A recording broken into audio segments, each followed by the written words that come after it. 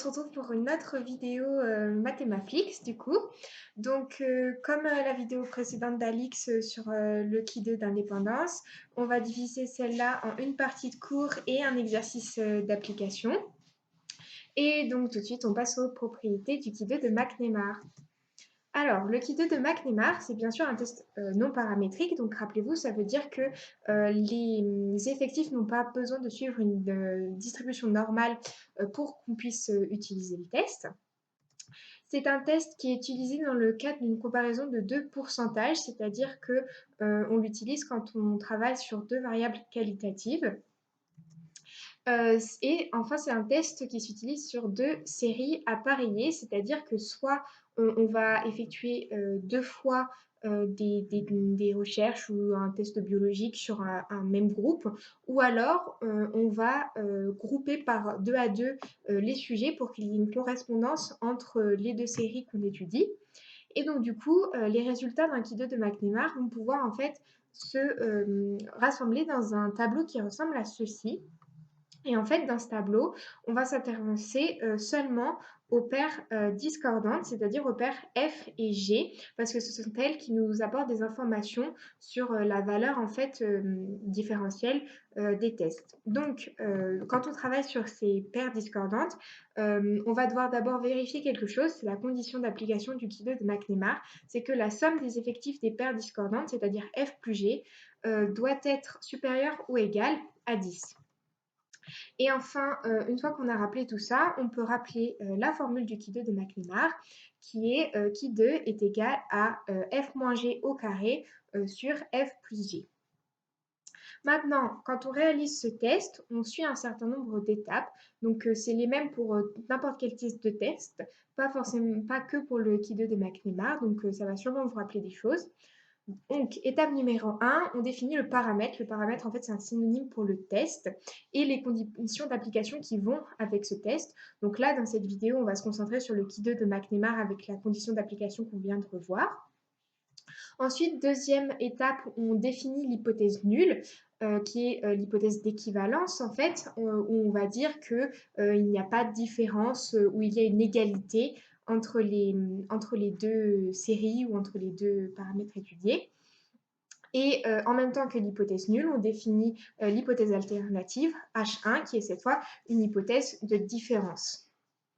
Ensuite, étape 3, on calcule la valeur du paramètre. Encore une fois, paramètre est un synonyme de test, donc avec la formule qu'on a rappelée sur la diapo précédente. Et étape numéro 4, on définit une région critique à partir du Qui de seuil, en fait.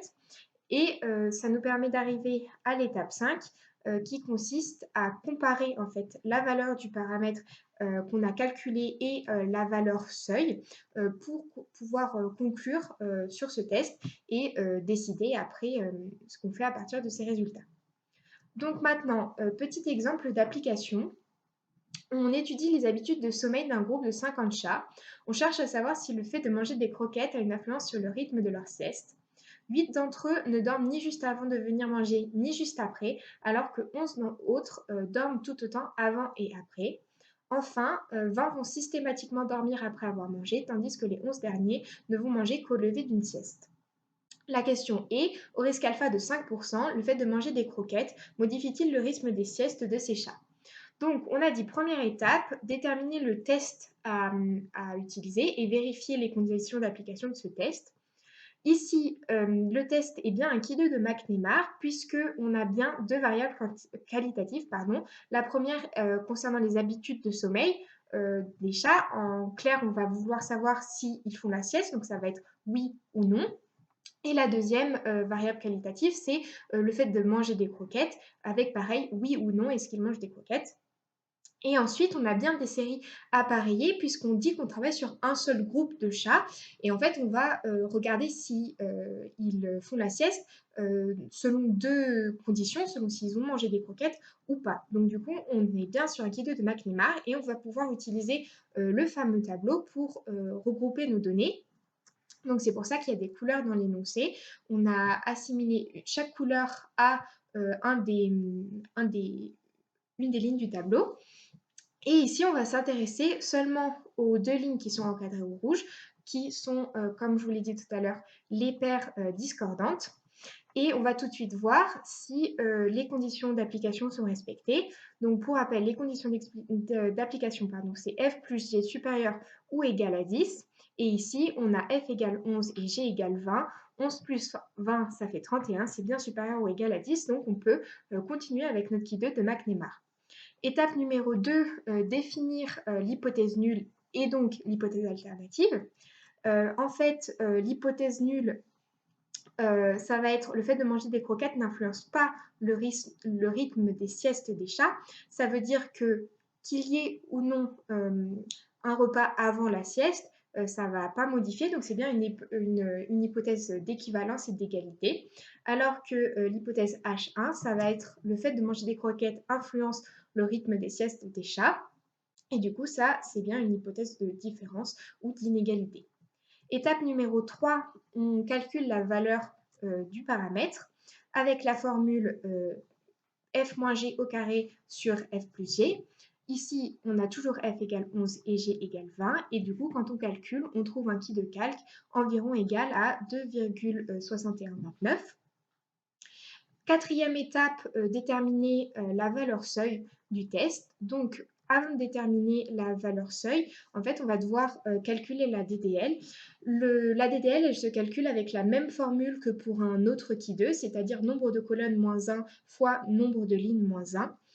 Mais comme on s'intéresse toujours qu'aux paires discordantes, en fait, avec un qui 2 de McNemar, on va toujours avoir un tableau de contingence à seulement 2 lignes et 2 colonnes.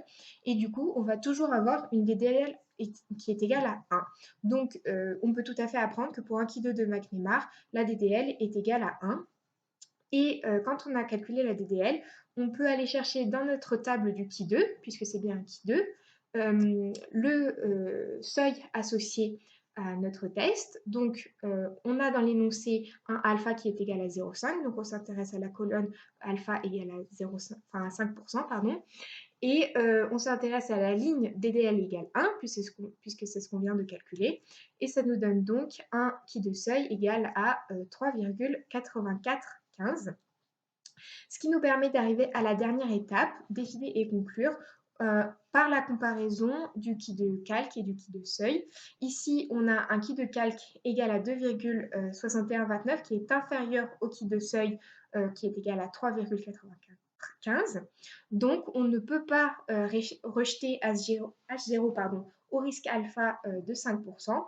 Mais rappelez-vous bien que même si on ne rejette pas H0, on ne peut pas l'accepter pour autant. Donc, notre conclusion s'arrête là. Voilà, j'espère que cette vidéo vous aura un peu éclairé sur le qui 2 de McNemar. On vous souhaite beaucoup de courage pour cette fin de révision et croyez-y, vous allez assurer au partiel. Bisous!